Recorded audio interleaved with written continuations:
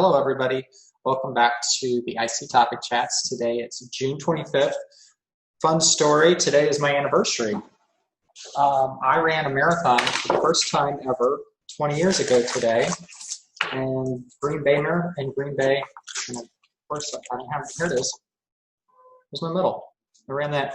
It was 20 years ago today. I hadn't even met my wife. My daughter, who's attending today, she's 15. She isn't even a glimmer in either of our eyes yet. It's kind of a crazy, different time in my life. I've continued to run marathons. I've run about 50 marathons in 46 states at this point. So kind of a thing that I've been doing, and it all started 20 years ago, so it's kind of fun. Today we're going to be talking about subcontracting and hiring. Anyhow, so with subcontracting and hiring, I love this.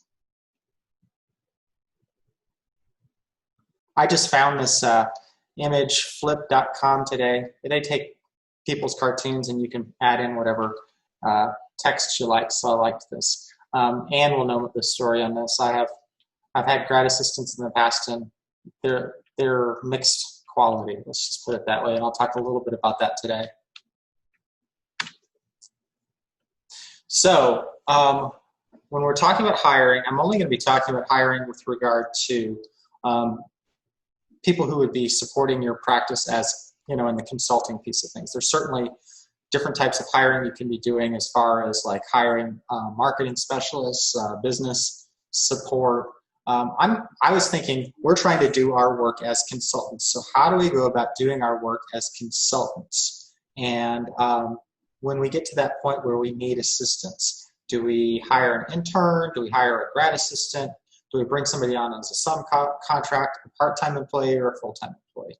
So I'm sure in our chat after we're done with this, we're going to get to that point where people are going to say, well, you forgot to do this, forgot to say that. Well, that's why I do these things, because I learn by doing. I'm learning this by presenting this material. I spend some time reading about it, putting some topics out there, throw some ideas out, and then we see where we go. But anyway, these are the 5 areas that I'm going to try and go through today. So let's talk interns and pro bono. So you may not start by thinking about interns and pro bono, and I probably don't think this is the best place to start because they're going to be more hands-on. They're going to take a little more time. They do prevent a pro bono or an intern could be a strategic opportunity for you. I was talking about this with regard to the consulting piece, but you may have somebody who wants to be an intern or come and do some work for you because they want experience. And then they say, hey, I want to do some work in marketing. I want to do some other kinds of work. I'm trying to get my foot in the door. So this is a good opportunity for them. And I'm going to give you the same advice to working with an intern or a pro bono that I would give to you as if you were trying to be a pro bono, particularly those folks who are thinking about going into starting consulting and don't have any experience. Where do I get started? Well, you can do a pro bono job. So those people who might be asking you to do a pro bono job, now you're in that situation where perhaps you can bring somebody on to help you. You might be thinking about this as a pro bono subcontract job. A lot of us are probably not going to think about that for free. We're going to probably pay them because, well, somebody does if they're doing it for free or a volunteer or a pro bono sort of thing. We don't have a lot of control over them. We like the fact that you don't get paid unless you do your job. But anyway, I would say it's a strategic opportunity for you and for them. You want to be very careful to outline a scope and put a time limit on it. You would put a time limit on your work for somebody else.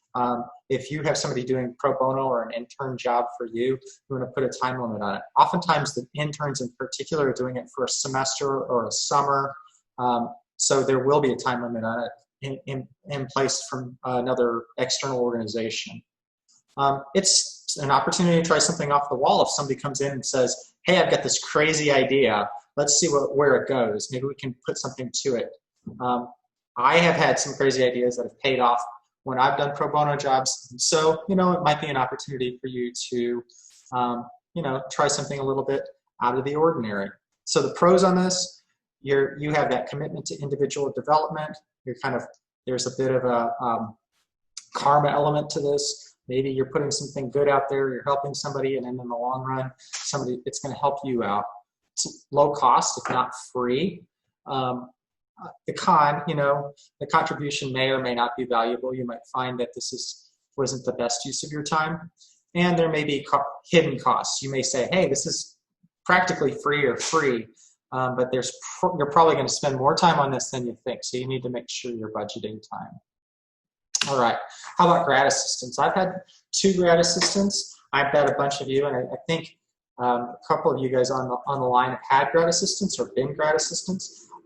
It is not everybody's thinking about grad assistants as independent consultants, which is too bad, because most universities are really interested in providing more grad assistantships to their students who are graduate students.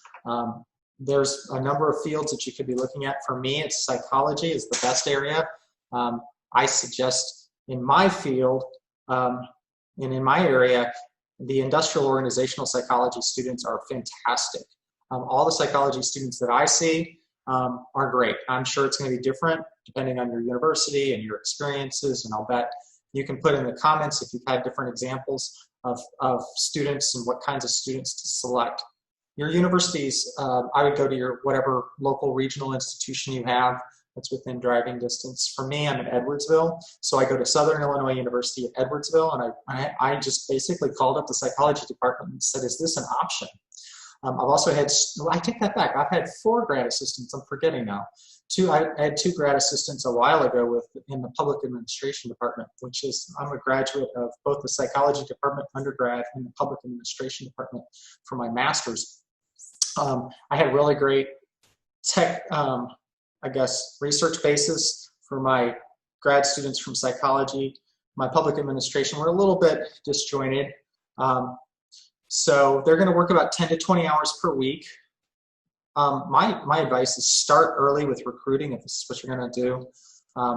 I'm thinking about hiring a student, and here I am in almost July, so I'm not following my own advice. It has to do with funding. If I have some funding come through, I'll need a grad assistant. But a lot of these students are deciding to go to an institution in spring. They're making commitments. And at that point, the best grad students are getting snatched up by the departments. So you want to start early. They are an affordable, and I put in quote marks, employee, because there's a lot of advantages here to a grad assistant. They aren't technically employees for you. They're employees for the university, at least the way it's set up at my institution, which is fantastic because you don't have to worry about workers' comp insurance. You're not paying taxes. You're paying a flat amount to the university, and at least that's my arrangement. And the university takes care of all their payroll and all their insurance and everything like that. They are raw talent. And actually, I put that as a pro, but I guess you could say that's also a con, because they also need they may need a lot of direction. It's going to be different for every one of them. Some kids are going to come in, students are going to come in, and they're going to just take over. You're going to say, do this, and they're going to do it, and you just get out of their way. And others will be like, okay, I just, did column 1 in your Excel spreadsheet. What do I do in column 2? You're going to have to do a lot of hand-holding with some students. So they may not be committed to the firm. That's another con. So particularly if they get to that second year, if they have a thesis option, you'll find that they could potentially just be not engaged in the way that you'd hope them to be. So you got to be aware of that. But that's why I put the thesis option in there as a key idea, because you may be able to allow them to do work that is supportive of your overall agenda with a client, and allow them to do a thesis. And I'm considering that for one of my projects right now. All right, let's talk subcontracts. You guys all probably have more experience with subcontracts than I do. I've had a handful of subcontracts. I've given out a handful of subcontracts. I have not invested in subcontracts the way that most of the independent consultants have. So I'll give you my ideas, but I'd be willing to bet I'm going to learn more in our discussion after this. It's a strategy for low-risk support. I say low risk because you bring them on for a contract. They do the contract, you pay them, and then you don't have any commitment beyond that project. If you have a fantastic relationship and fantastic opportunities come about, then you continue to develop. You'll find a lot of people, a lot of you, I'm sure, are subcontracted by other people, or you subcontract people for yourself. And you're creating a business and you're creating opportunities, and you are working together in ways just like small businesses. You'll notice if you go to AEA, there's a lot of people connecting. That's the networking that's going on. They're connecting around this idea because they are they're looking for opportunities to find people to support their work, or to find people who are looking for support. So if and when we can ever go to an AEA meeting again, I've heard officially, and maybe this is a surprise to you guys, I don't know, that the Portland meeting is officially canceled. And so there will be something virtual. That's a conversation we can talk about in the discussion. But so we won't have a chance to have that AEA meeting experience, which is why you should be coming to sessions like today's. You should be involved with other independent consulting TIG sessions. Find ways to be involved with your local affiliates.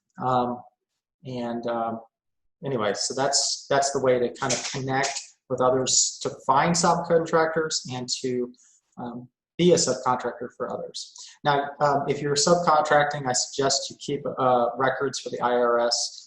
I put out, and I don't have it listed here, I'm not going to pull it up, but out on the shared drive, I have a little sheet that has a reference to the IRS. The point is the IRS could be concerned that you are subcontracting quote-unquote employees, and so it's an unfortunate way that some people get around paying taxes, and so you could be audited if you have a lot of subcontracts. 1099 employees is what we often call them, and if you have a lot of 1099, that's the IRS. Sorry, again, this isn't as specific for our Canadian folks, but this is a U.S.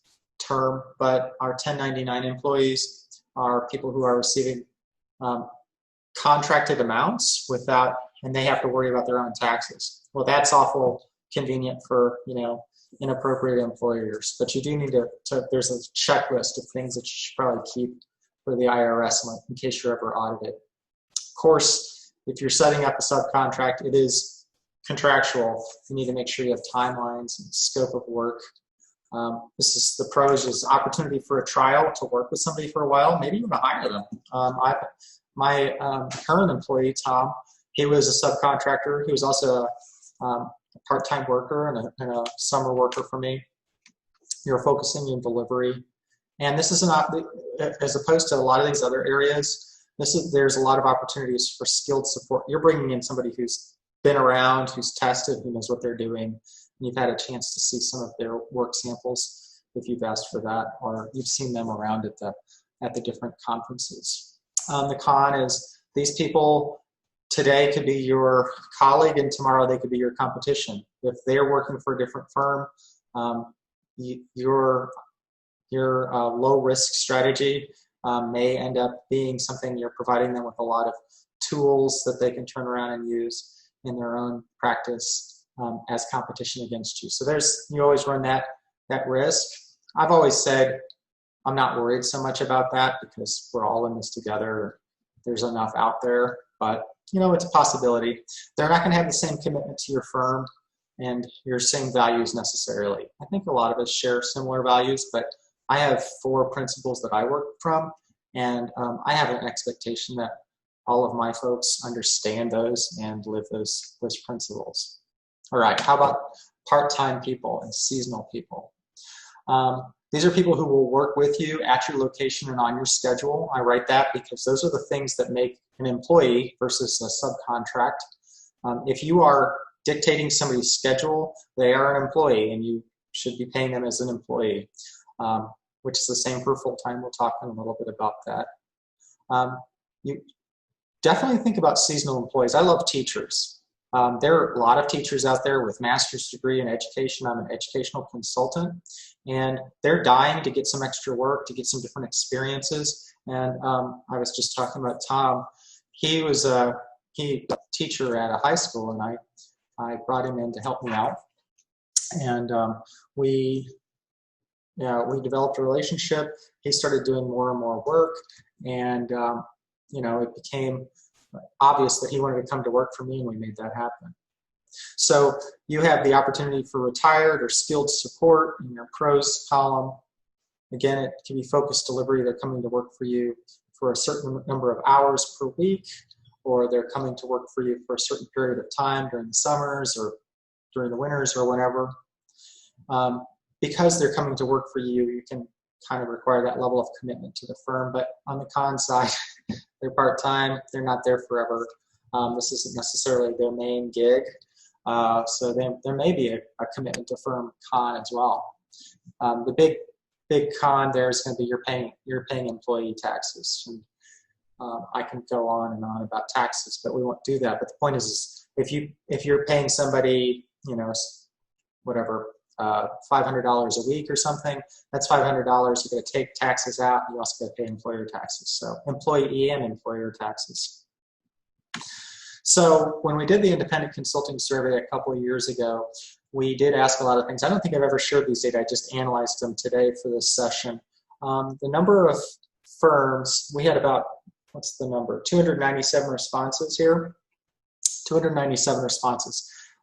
So if you look at the people at different stages of where they are in owning their firms, only about 5%, 6% of the people in the 0 to 4 and 5 to 9 years areas are people who have one or more employees. And when I say this, they're not counting themselves like, do you have employees other than yourself when I say one or more employees? It goes up at 10 to 14 years, which is where I am. And then it spikes at 15 to 19, and then it comes back down to a reasonable number around 20. So if you're thinking about hiring a full-time employee, which is what we're talking about here, know that this is the minority of people who are in our TIG who responded to the survey, though you're seeing it mostly, it may happen later as your business develops after 10 years. Certainly people in their first 4 years have employees, but it's more prevalent later on. And then I think the people in the 20 plus years are like, I don't want employees anymore. I'm ready to do what I want to do. So thinking about full-time employees, the key idea here is, and this is why I have a full-time employee, I'm looking for commitment. I'm looking for somebody who's ready to join my firm, get behind my ideas, and help me grow. Because I am, and I've said this before, I am not in this to be a consultant. I'm in this, and it's not about Matt Feldman, it's about Ocean Education Consulting and those ideas, and to bring people in that want to build this thing with me, and that it can become something else. And I don't see how I can do that with subcontractors, not really the way I envision it. I don't think full-time employees are the best idea for most people. A lot of people want the flexibility. You're giving up flexibility with a full-time employee, but you have that opportunity for growth. I put the 150K number up there because that seems to be the number that people throw around. That's how much extra money I need to bring in to hire a new employee. So if you're at 100,000 and you're doing just fine, you need, and this number is not appropriate for me, but it's the number that I always hear people using at AEA. For each new employee I bring in, I need 150,000. Now that's not because you're paying them 150,000. Boy, would that be fantastic. And I can't tell you what they're paying their employees, but I've heard this. Because that's the amount of money that you're going to need to pay that person, give them all the benefits, all the employer taxes, employee taxes, and then the amount of money that's going to take for you, for your time or somebody's time to support them. So that you need to budget into that, your time or somebody's time for supervision. The big time pro for full-time employees is that you're going to have commitment to the firm. You can develop programs around this person, and the firm can grow around it. Boy, the big time expense is the big time con is that long-term expense. You're going to have extra taxes, benefits, and expenses. Some people feel like this is dragging down your firm. Other people see it as the opportunity for growth, which is where I sit. There's a lot of people who tell you don't ever hire a full-time employee, and there's books about it. Alan Weiss says it's a terrible idea, and that's part of the reason why I felt such anxiety before I was ready to do it. I felt like this right here. So do I do a new employee or a subcontractor? New employee or subcontractor? So that was the kind of feeling I was in about a year and a half ago. But Tom came on in May. last year and in 2019. We've had a fantastic experience. I would do it again in a heartbeat. I know that last November, some of my contracts were getting stalled, and I was more like the superhero in the bottom here, like, how am I going to get this guy? How are we going to make payroll? But it all worked out. So I did take a little bit of risk, more risk than I'm used to. I'm not a risky person, but it was a bit risk. But things are paying off right now. So I'm going to give you my 5.5 suggestions for support. Why 5.5 and not 5 or 6? This is kind of a reference to Jeffrey Gitomer and his books. He's got several books, but one of them is called Bill Gitomer's Little Black Book on Selling. If you want to get into sales, forgive me for saying this, sales porn. You feel kind of dirty reading these sales books because it's just like he's just like a hardcore salesperson. But they're kind of funny. It's good for listening. It's probably not for the starter, maybe when you get there someday. But Jeffrey Gitomer is a little bit hilarious, a little bit aggressive, but he always comes up with these like 10.5 principles or golden rules or whatever. So I thought I'd use that. Alan Weiss, and I agree with this. If you're going to bring somebody in, 1 plus 1 needs to equal more than 2. He says 1 plus 1 must equal 64. I don't know where it comes up with that number. The point is if you can make $50,000 a year doing what you're doing, and the other person can make $50,000 a year doing what they're doing, coming together, if all you're making is $100,000, then that's not a good situation. You need to be able to make fantastic strides over and above what you could do separately. The whole idea of hiring somebody or bringing somebody in is that you have the opportunity to do more than what you could do separately. Along with that, bring people in who complement you, who are not redundant, right? Certainly you would expect them to have some basic skills that you have, right? But I am not as fantastic with data visualization as Tom is. In fact, he's unbelievable. He's presenting. He was supposed to do the Summer Evaluation Institute, couldn't do it, but he was asked to do the paid online version of that. So he's doing things that he loves to do, that he's learned to do on the job, really. I've given him space to do that I couldn't do. So he's really making our practice that much stronger by that. So he's complementary to me. He's not redundant. Know your budget. Obviously, if you're going to make a big budgetary decision, you need to know what your budget is for this and think about it. Is the $150K, $150,000 number appropriate for you or not? Thoroughly vet your employees from grad assistants on up.